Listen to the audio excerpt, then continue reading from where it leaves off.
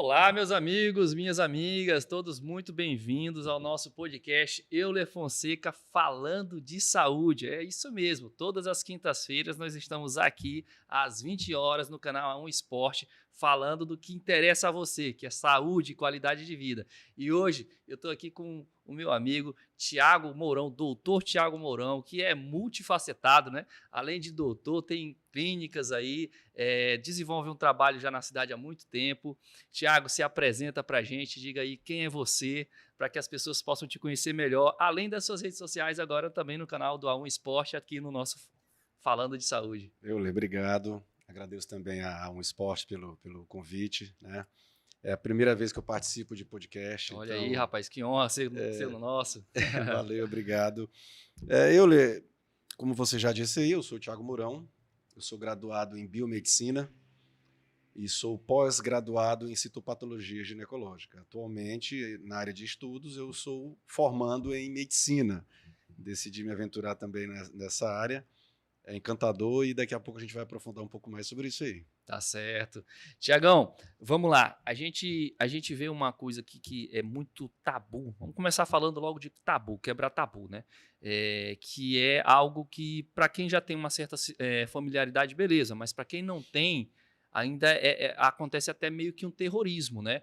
E aí você, que além de estudar medicina agora, já está formando em medicina, tem um laboratório de uma clínica, né, um laboratório, a Hormoclean, né? A gente pode falar o nome, que aqui não tem esse negócio não. O jabá é nosso, Tá nosso. ótimo, tá Tamo ótimo. junto. Valeu. Então, hormônio, reposição hormonal, uso de hormônio, é um tabu. O que você me diz, né, enquanto profissional da área, a respeito disso? Eu assim, eu acredito que sobre tabu a gente tem que começar falando o seguinte, o conhecimento liberta. Certo. Né?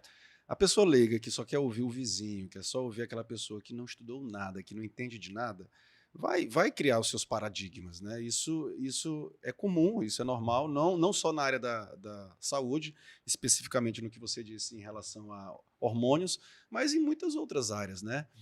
Acredito que está se caindo, por exemplo, o tabu sobre o sexo. Antigamente tinha também sobre isso, religião, política, né? Política, a cada 4 anos aí a gente entra nesse debate.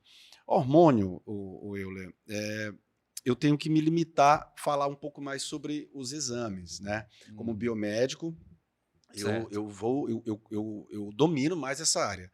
Como médico, ou futuro médico, ou médico em formação, ou médico interno, que é o que eu sou hoje, eu tenho que me limitar. Né? Certo. Digo isso porque, após a minha formação, eu vou me especializar em endocrinologia, né, que é a área voltada, que é o especialista voltado realmente para a parte hormonal, para a parte endócrina. Hormônio é vida, não tem jeito, não tem jeito. Um exemplo claro, mulher que todo mês está ciclando, todo mês tem uma variação hormonal, numa determinada fase de sua vida, que é a menopausa, e antes disso vem o climatério, os hormônios começam a decair. A produção de alguns cai, né? E se mantém outros. Né? Com isso se manifestam alguns sintomas. Estou dando exemplo apenas de mulher, né? Na parte ginecológica. E para se contornar essa situação, no caso específico da mulher, se faz a terapia de reposição hormonal. Né? Basicamente estrógeno, basicamente testosterona também. E a mulher tem outra vida, tem outra qualidade de vida. Então, atualmente, com o avanço da medicina, no caso de mulheres em menopausa ou em climatério, existe essa opção. Né?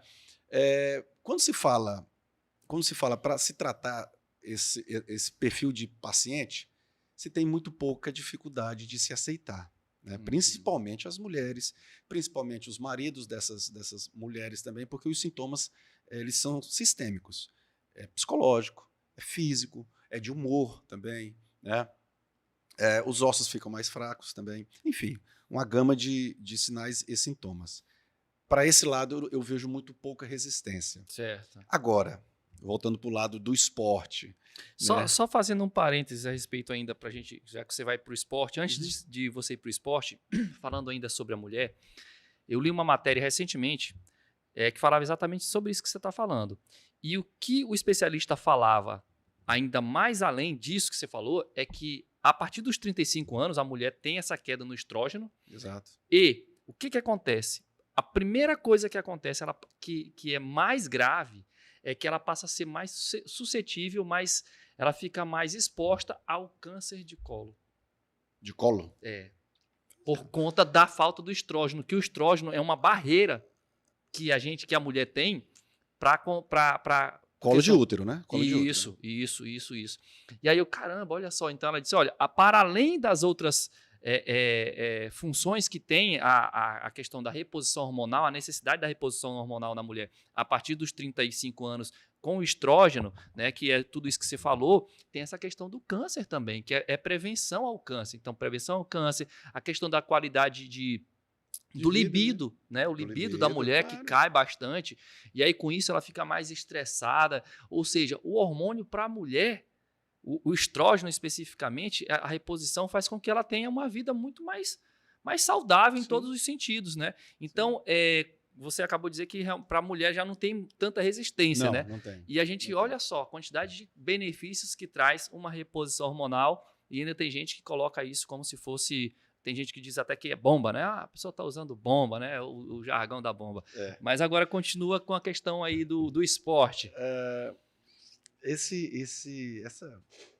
termo, né? Esse termo coloquial sobre bomba, eu nunca estudei, eu nunca fui atrás para entender onde é que surgiu isso, né? Onde é que o cara explode aí quando se usa testosterona, né?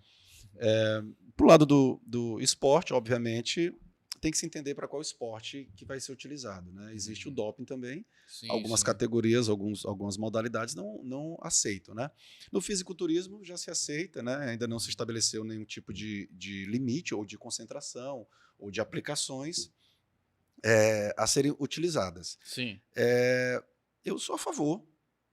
Eu não domino ainda, eu não tenho essa capacidade ainda, apesar de que ano que vem, 2024, que é o último ano meu de medicina, o ano inteiro, eu vou fazer um curso sobre esteroides anabolizantes. Né? Preciso entender isso aí para eu colocar em prática. Então, são o quê? 2 anos? Não, é um curso rápido, é um curso até que o investimento é alto, é de um mês, em São Paulo. Então, será no ano que vem. Eu não fiz ainda, recebi convites e tal, mas como eu não vou praticar, eu não posso administrar nada ainda sobre isso, eu deixei para o último ano. Tá bom? Certo. Mas eu sou a favor, tá? Tem que... É até engraçado. Falando, né? Sim, pois é. Falando um pouco assim sobre isso, eu também tinha esse preconceito, essa resistência, entre aspas. Até eu começar a entender. O conhecimento liberta, né? Eu comecei a treinar. Eu pratico esporte desde criança, né? Futebol, handebol, vôlei. Obviamente que com o passar da idade, essas habilidades vão diminuindo aí se a gente não praticar. E em 2001, eu entrei para musculação. Eu fui morar em Goiânia em 2000 para fazer a biomedicina. E em 2001 eu comecei a treinar academia. Não entendia nada de suplementação. Obviamente a internet não é o que é hoje, né? Sim. O conhecimento não era disseminado como é hoje de forma tão rápida. Então, quando eu comecei, eu pesava 55 quilos, frango mesmo, franguinho, é um jargão da academia. Era um eule da vida. Não é tanto. Quando eu comecei, eu tinha acho que 50. Nossa Senhora. E aí naquele ano, em 2002, eu fui atrás de suplementação. Era só hipercalórico, só conhecia hipercalórico. Me fazia até mal, porque antigamente a prescrição era diferente, era concentração muito alta. Nossa, até hoje não é muito indicado. Nossa, pois é, muito alta. Só carboidrato. Enfim. Exato, ali é para ganhar realmente peso, ganhar massa, sem muita qualidade, né? Sem qualidade. E na academia a gente via aqueles colegas ali que falavam, que comentavam, isso em 2001, 2002, 2003. E eu sempre com muita resistência e até com muito medo também, né? Se fala muito sobre câncer e, obviamente, se não tiver um acompanhamento profissional, de nutricionista, de personal, de médico, né, que seja um nutrólogo, que seja um endocrinologista, ou até mesmo um médico do esporte, que são especialidades médicas, fica realmente, a pessoa fica mais susceptível a manifestar essas doenças, né, como câncer, né, alopécia, que é a queda de cabelo, impotência sexual, enfim. Certo.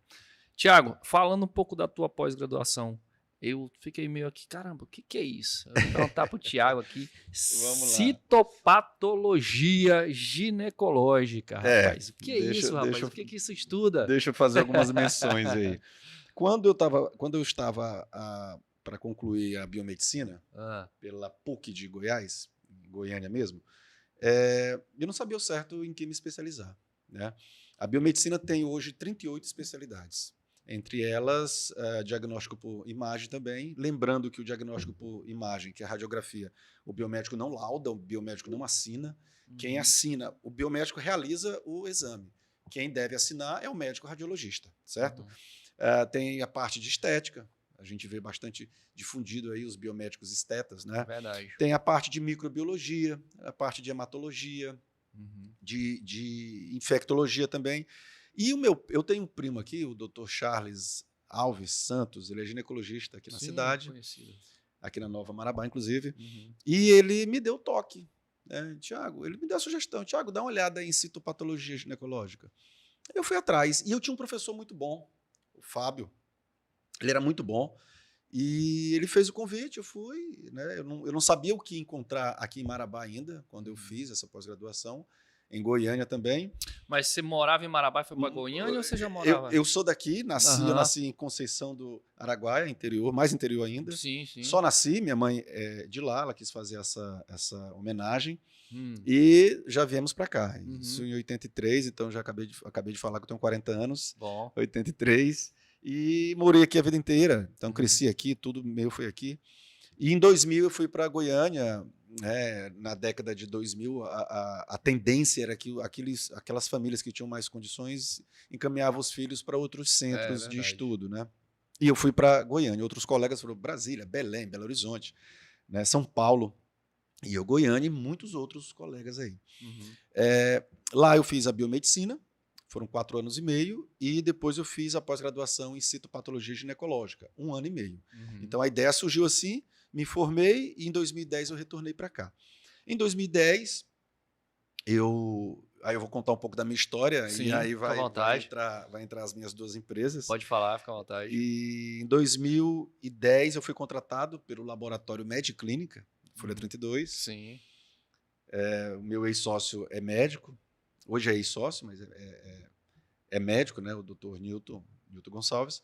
E eu fui funcionário dele. Eu fui funcionário dele durante 3, 4 meses. E eu avisei ele que eu ia sair.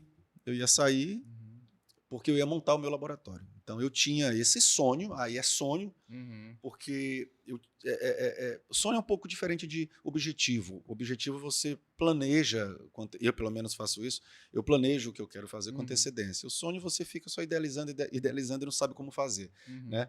Então quando eu vi ali o caminho em Marabá, já tinha retornado em 2010 a oportunidade de montar o meu laboratório, ele me convidou para ser sócio. E aí eu virei sócio dele, era eu, ele e o filho dele, que é farmacêutico, então éramos 3 profissionais da saúde, biomédico, o médico e o farmacêutico, e fomos sócios da Lab Clínica. Quando viramos sócios, a gente tirou a empresa MedClínica Laboratório e criamos a Lab Clínica.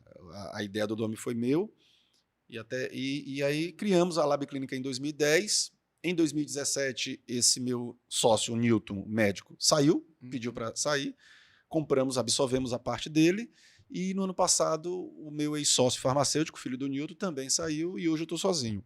Então são 13 anos de Lab Clínica, tá? Eu tenho muito orgulho dessa minha história, porque eu fui funcionário e hoje eu sou dono sozinho, né? Muito bom, muito legal. Cara. É um objetivo assim, alcançável, muito difícil. Eu não esperava que isso fosse chegar dessa forma, com muitos desafios. Não é fácil ser empresário, você sabe disso. Não é fácil, não é fácil. Principalmente no Brasil, né? A gente é até, né, clichê falar isso. No Brasil, mas realmente é mais difícil. É difícil, cara. É desafiador. E ainda bem que foi dessa forma. Ainda bem que foi de forma gradativa, porque eu não tinha experiência.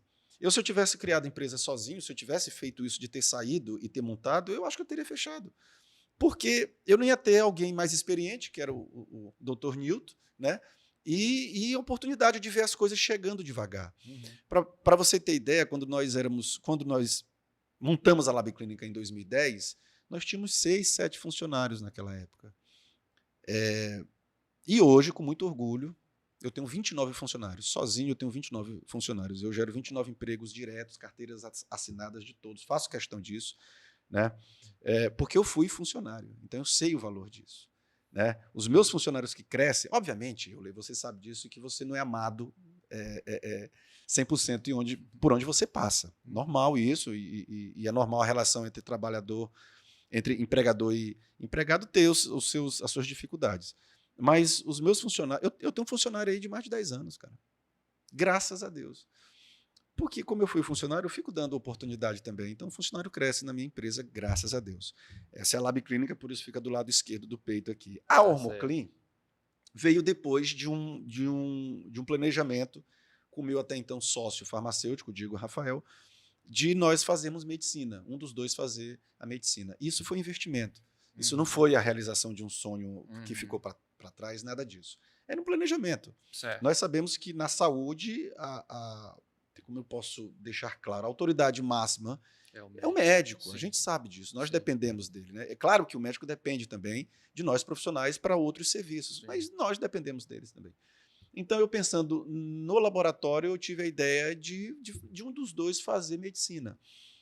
E, devido às notas ali, eu que fui fazer. Né? E desde o primeiro dia, a minha ideia era fazer endocrinologia. Tá? E por que endocrinologia? Porque agrega muito laboratório. São duas paixões que eu tenho. Tá? Então, por isso o nome Ormoclin, fazendo referência a hormônio, endocrinologia, clean de clínica. Né? E é isso, basicamente. A Ormoclin já está aí há quase 3 anos. Eu criei ela durante a minha faculdade. Quem é que eu não atendo, pelo amor de Deus, né? Eu não faço esse tipo de serviço. Eu convido alguns professores médicos, né, para irem lá atender. Obviamente, o dinheiro é deles. Né? Eu só disponibilizo o espaço, a estrutura, a minha equipe para prestar esse serviço e difundir cada vez mais a Ormoclin. A ideia é essa, basicamente. Entendo. Muito bom, Thiago. Que história. Eu não te respondi ainda a citologia. Onde é que entrou a citologia? Não. E aí fiz a pós-graduação, voltei para cá em 2010. Teve um concurso pela Lab Clínica. O que o citopatologista faz? Faz a análise de lâminas de preventivo. Papa Nicolau, preventivo de câncer do colo de útero. O que a mulher tem que fazer? Você acabou de falar sobre câncer. Quem faz esse rastreio, quem faz esse screening, é o biomédico também. Olha tá? Que legal. Então, a Lab Clínica realiza esses exames. Quem faz essa análise sou eu. Tenho que dar um jeito na minha agenda, porque eu ainda estudo, administro, né? Sou pai, sou marido. E geralmente eu faço esse trabalho à noite, com mais calma. Né? E é no microscópio. Tá?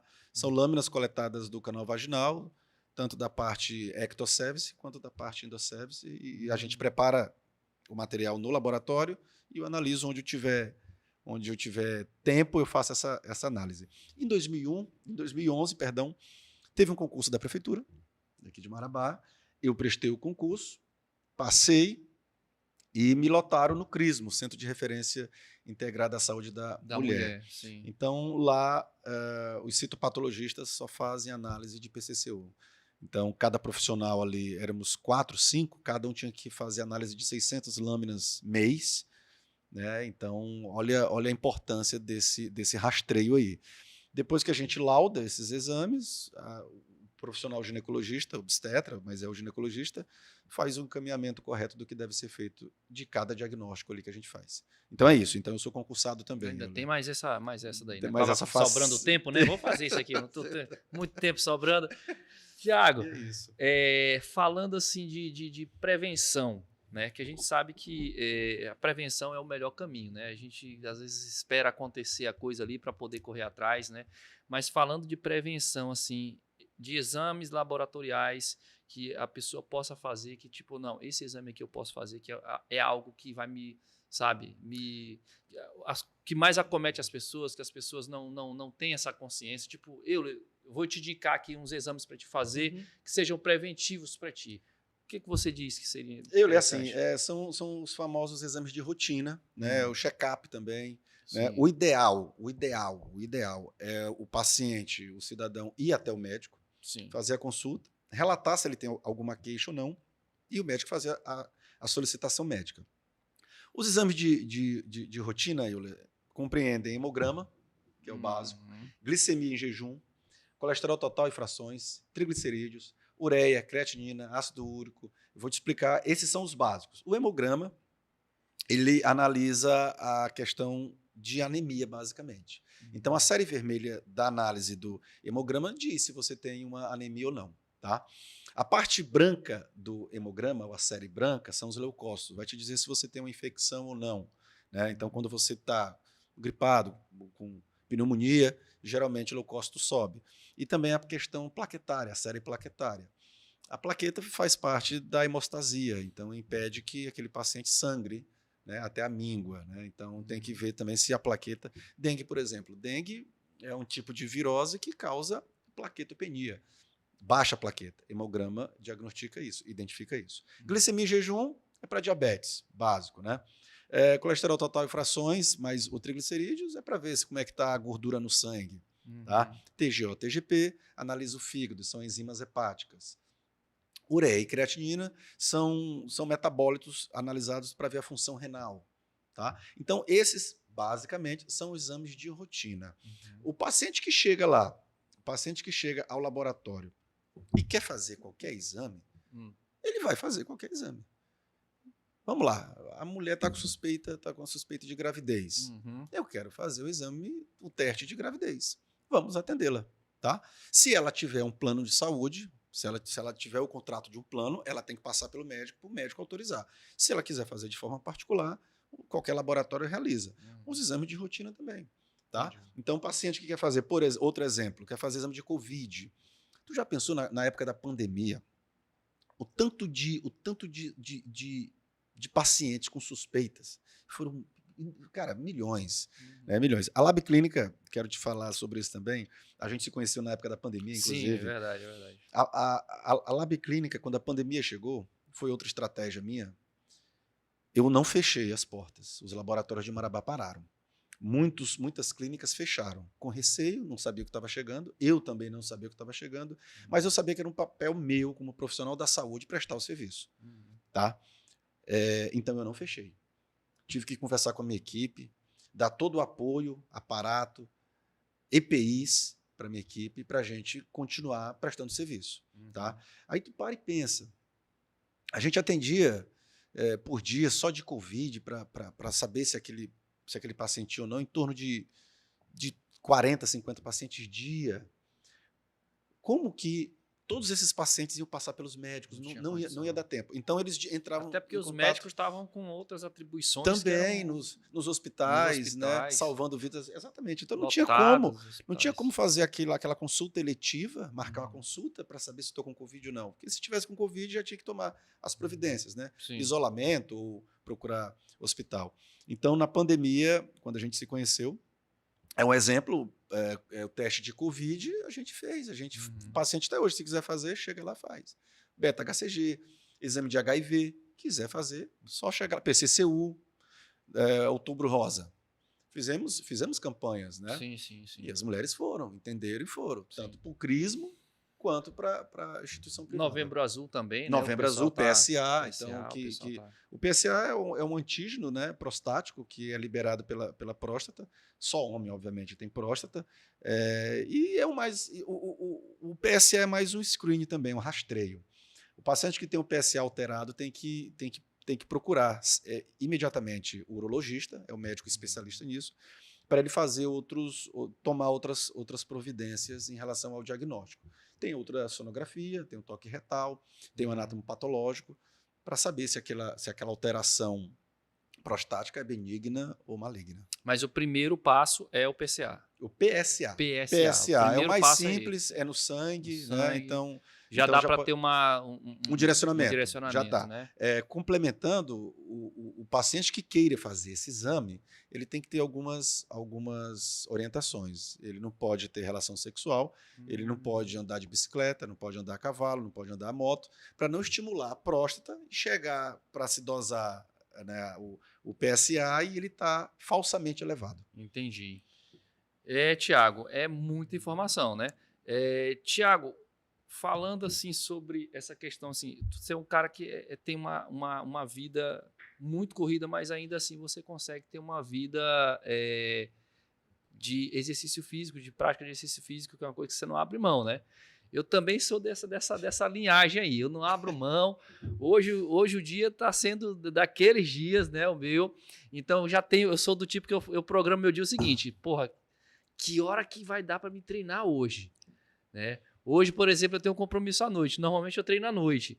E um compromisso de família. Eu disse, cara, vou ter que sair daqui, vou treinar. O objetivo é Então esse. vamos lá. Eu queria que você falasse da sua rotina, porque o que a gente mais vê, cara, as pessoas se queixando de falta de tempo. Eu trabalho com academia, então assim, cara, por que tu não treinar? Eu tô sem tempo. Eu costumo dizer o seguinte, eu aceito toda e qualquer desculpa para você não fazer qualquer coisa, menos falta de tempo. Essa é a única que não rola, porque tudo na vida é uma questão de prioridade. Concordo. Né? Então, assim, da minha rotina eu falo de vez em quando aqui, né? Por exemplo, eu tô falando, eu vou sair daqui do podcast hoje, né? Que a gente está gravando, daqui a pouco eu vou tem uma coisa que eu quero fazer nesse intervalo de tempo, que é aproveitar porque minha esposa quer ir ver um negócio ali para comprar. Filho em cinema. Filho em cinema. A última vez, o meu filho tá com 12 anos, e a semana passada ele quis assistir um filme e eu disse, cara, esse aqui não rola. É um filme muito infantil e eu até assisto filmes infantis, eu gosto. Só que esse especificamente, eu falei pra ele, acho que esse filme não é bom. Aí eu falei pra ele, mas tu quer que eu te deixe lá com teu coleguinha pra tu assistir? Ele falou, tudo bem. Aí você me liga quando vez. Foi a primeira vez que eu deixei ele lá. E aí eu também queria treinar. Primeira vez que eu deixei ele lá no cinema pra só isso. Caramba, eu vi a tua publicação sobre isso aí. Eu não tinha visto o texto sobre isso, mas eu tinha visto a foto. Lá, aí eu peguei e fui treinar, né? Aí daqui a pouco ele ligou, terminou de caramba, o moleque tá crescendo, tá com 12 anos. Então essa correria, cara, e assim, a gente tem que arrumar tempo, a não ser que não seja prioridade. Agora, a saúde pra mim é uma prioridade, então eu sempre costumo arrumar um tempo para me treinar, para me cuidar da minha atividade física, do meu, né, também do lazer da minha família, com a minha esposa, com o meu filho. A gente costuma estar sempre final de semana tendo tempo para sair, fazer alguma coisa, enfim. Fala da tua rotina aí, cara. Como é que você consegue arrumar tempo para isso? Tu acha que é prioridade também? Colocar a saúde na vida aí, a atividade física? Vamos lá, eu acho que eu sou pior do que você. Você né? disse que eu vou ver hoje que hora que eu vou treinar. Não, eu vejo no dia anterior. Eu me programo à noite, né? Então hoje à noite eu já vou me programar para amanhã. Então amanhã a academia vai funcionar até tal horário, eu vou nesse horário. Então eu não, eu acho que desde 2011, quando eu passei no concurso aqui, eu lembro muito bem que 2011 o concurso e a academia eu não larguei mais. Né? Então eu sempre me programo um dia antes. Já cheguei ao ponto de me programar com uma semana. Eu preparava minha shakeira, meu pós-treino, 5 shakeiras para queimar minha semana toda, entendeu? Então eu tenho esse costume de me programar antes para o treino. Exemplo também, quando a gente vai fazer viagem, eu e minha esposa, para onde quer que seja, cara. A gente tenta encontrar hotel que tenha academia, senão a gente vai para alguma outra academia, paga essa diária.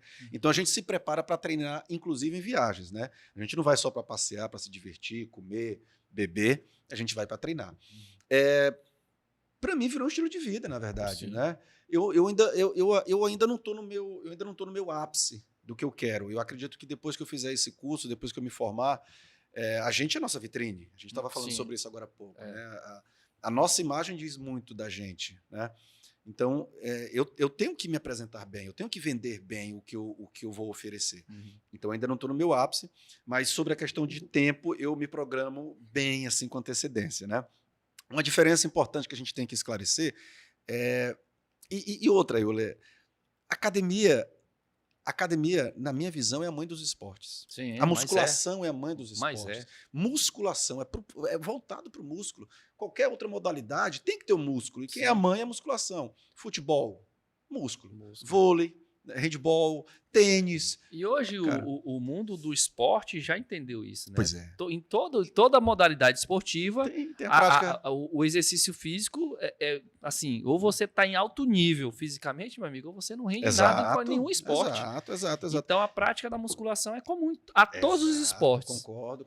E a nutrição também. A né? nutrição. A nutrição Importantíssimo. também. Então você vai entrar nessa aí, eu também vou entrar nessa aí. É. Mas só para esclarecer uma terminologia, atividade física é o que a gente está fazendo nesse momento. Né? Atividade física é a gente se movimentar, acordar, dirigir, trabalhar, e atividade física. Exercício físico é outra exercício história. físico é diferente. Você tem que se programar, que é o que a gente faz. Você tem que encontrar os recursos ergogênicos adequados para aquela prática. Não tem como eu ir de tênis para academia de musculação. De tênis, que eu digo, raquete de tênis. Né? Raquete de tênis é um recurso ergogênico para a modalidade de tênis. Não é isso? Então você tem que se preparar, né, se organizar para executar o exercício físico. Então, exercício físico é quando você realmente se programa e vai fazer. A atividade física é o que a gente está fazendo aqui agora nesse bate-papo. Isso. Né? Uma pergunta. Qual é o nível ideal de testosterona que o homem tem que ter para estar ali, poxa, eu estou equilibrado, estou bem? Vamos lá. O homem que não existe uma diferença, só para complementar, terminar minha. Existe uma diferença para eu sou um atleta de alto nível, sou um atleta, uma pessoa normal, existem níveis mais indicados, são diferentes níveis indicados para cada modalidade esportiva, por exemplo? Não tem isso. Não tem isso, eu nunca li nada sobre isso. Naturalmente, né? Então, naturalmente que eu digo aquele indivíduo que não faz uso de nenhum esteroide anabolizante externo. Certo. A gente produz, mulher produz também testosterona, claro, né? Sim. Então, o normal do homem é em torno de 600 miligramas por decilitro. 600, tá? Se o cara, por algum motivo, algum fitoterápico, por exemplo, existem alguns aí, tem torquesterona, por exemplo. A torquesterona te estimula um pouco mais. Você pode ter uma leve elevação da sua concentração de testosterona. O paciente, mas o normal é até 800, homem até 800, tá? Mulher até 75 miligramas por decilitro. Então, a média aí, se tu quiser colocar, homem até 600, 500, está tranquilo, natural, né? Ele se sente bem. Abaixo de 500 já é... Abaixo de 300 para o homem já chama atenção, já chama atenção, já te preocupa. Você tem que entender qual é a causa daquilo, né? E existe uma gama de causas aí. Existe até o uso de medicações que podem baixar. Né? Existem alguns estimuladores, não sei se tu chegou a ver durante a tua faculdade, o SARMs, você ouviu falar sobre SARMs? Sim. SARMs são moduladores de receptores andrógenos. Né? E o que ele faz? Ele mimetiza aquela substância naqueles SARMs, a Anvisa até proibiu, recentemente. Tem algumas substâncias ali que ele mimetiza, ele se parece com testosterona, com a molécula de testosterona. Então, quando você ingere, e é absorvido pelo seu organismo, ele vai para os receptores específicos que eram da testosterona natural que você produz, que eu produzo, certo? O SARMs faz isso. Certo. Então, quando ele se liga lá, ele causa um estímulo. Então, você tem hipertrofia, o seu fígado também fica com maiores reservas de glicogênio, o coração pode ter uma aceleração para te preparar para executar aquele exercício físico. Então, ele imita a testosterona. O teu organismo, nessa sensibilização do SARMs, ele vai dar um feedback negativo. Nós produzimos na gônada masculina, que é o testículo, a testosterona. A testosterona vai achar o quê? Não, ele está produzindo bastante testosterona, mas é o SARMs que você ingeriu. E aí, quando você vai dosar, a testosterona está baixa. É incrível isso. Então, o SARMs, que é de uso via oral, não é igual aos esteroides anabolizantes de ampola, como Durateston, Durabolin, então, que é no músculo, é intramuscular, ele é de via oral, né? Ele mimetiza, ele imita a testosterona, quando você vai, com o tempo, quando você vai dosar a testosterona, está baixo. Você está voando lá na academia, ou na prática de outro exercício físico. Mas na hora de dosar a testosterona, ele está baixo, você estranha. Aí tem que fazer a terapia como é que é? A terapia pós-testosterona, pós-ciclo, pós-testosterona. Tá? Entendeu? Entendi. Essa terapia é para quê exatamente? Para que volte ao normal, a tua produção natural. Exatamente. Porque como ele entende que o SARM é um hormônio, exato, e não é um hormônio, ele deixa de produzir sua quantidade. Exato. Então, quais são os problemas? E para a mulher? O quê? A progesterona, os níveis, quais são os indicados? De testosterona. De testo e de progesterona, principalmente. Não, progesterona depende muito do ciclo que ela estiver da menstruação. Então a progesterona tudo mais complicado com mulher, né? Cara, infelizmente, a minha esposa tá ali. Infelizmente, assim, na medicina a gente é apresentado a muitas doenças. Uhum. Muitas. Eu não consigo te dizer quantas doenças nós da faculdade tivemos que estudar e estamos nos deparando com mais, cada vez mais. Isso é normal durante o processo de graduação. E seria engraçado se não fosse triste. Assim, parece que é fator de risco mulher. A grande maioria das doenças. Fator de risco, ser mulher. O homem então sofre menos, a mulher não. Mas muito também devido a essa oscilação hormonal, né? Entendeu? Menstruação. Felizmente ou infelizmente, mas é necessário. Tá? Então a progesterona, a concentração de progesterona depende da fase do ciclo que ela estiver. Testosterona não se modifica baseado no ciclo. Então, no ciclo, vai variar progesterona, o estradiol, o LH e o FSH. São os principais hormônios que oscilam no ciclo menstrual. A testosterona não. Mas só para te responder, a mulher até 75 miligramas por decilitro de testosterona. A mulher que tiver acima disso, se ela não tiver nenhum tipo de patologia hormonal, ela está fazendo uso de esteroide anabolizante. Ponto. Quando é que a mulher, por exemplo, passa a ter uma baixa de libido e qualidade de vida, daquilo que a gente falou da progesterona, que tem uma queda? Porque não tem um parâmetro? Tem. Qual é? O valor de referência. Sim. Como eu te disse, depende do ciclo, né? Depende do ciclo. Então, se você estiver na fase luteínica... Eu quero dar um número, mas não dá. Não tem. Depende. Tu que é casado, tu sabe que depende do ciclo menstrual ali, o humor da mulher, né? Mas não é só a progesterona ou só o estrógeno, né? Certo. A testosterona. A testosterona, quando está abaixo de 15 na mulher, olha só, o homem lá nos 600, abaixo de 300, já chama a atenção, já dá uma desmotivada, né? E aí, a mulher abaixo de 15. Abaixo de 15, a mulher já sente. Sente tristeza, uma leve depressão, libido cai, motivação para nada. Então, abaixo de 15, testosterona.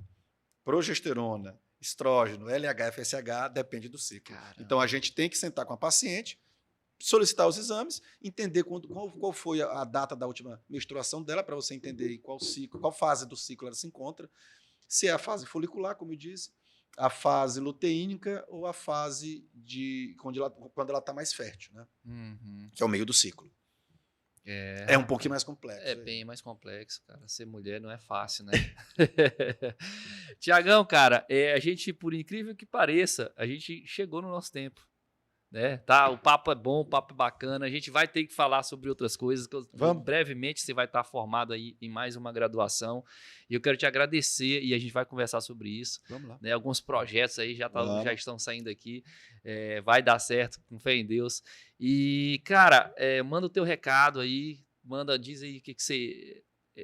primeiro, dizer que você é uma grande referência como pessoa, como profissional, como empresário, sabe? Quem quiser...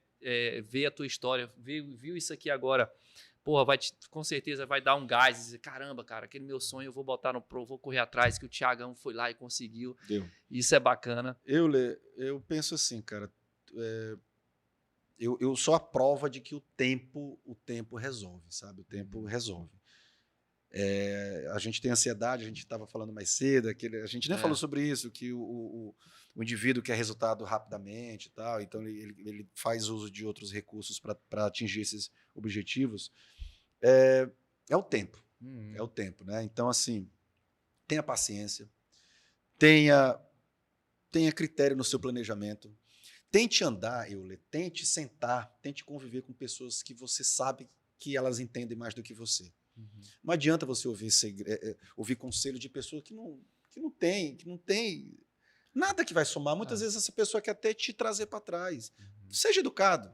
né? Converse com essa pessoa, dê ouvidos, mas filtre e joga fora o que ela tem ali. Acredite no que você planeja, né? E tente ter critério nesses passos que você vai dar, porque quando você menos esperar, vai acontecer. Seja de forma empresarial, seja de forma familiar, ou apenas financeira. Básico, meu sogro diz assim, rapaz, o cara quer ser milionário, não joga nem na Mega Sena. Como é que o cara quer ser milionário? Não tem projeto, no mínimo que seja. Por exemplo, esse, né? O cara quer ser milionário, não joga nem na Mega Sena. É engraçado, mas é isso, cara. É isso que eu penso, assim. Eu tenho mais coisas ainda para compartilhar. A gente vai deixar para um outro momento. Sim, aí. vamos ter Quero te outras agradecer, oportunidades. Euler, agradecer a Um Esporte também pelo convite. Espero que o pessoal de casa tenha gostado também. Espero que eu tenha contribuído de alguma forma para alguns esclarecimentos. E na próxima a gente vai dar continuidade nisso aí. Pode ser? Valeu, meu amigo. Obrigado mais uma vez. Tamo junto. Então, gente, a gente fica por aqui, tá? Até o próximo Euler Fonseca falando de saúde aqui no nosso canal. Não se esquece, hein? Clica aí, ativa o sininho para você ter as notificações de quando a gente vai estar no ar, tá bom? E a gente vai estar te aguardando aqui todas as quintas-feiras, às 20 horas. Um abraço e até a próxima. Tchau, tchau. Até mais.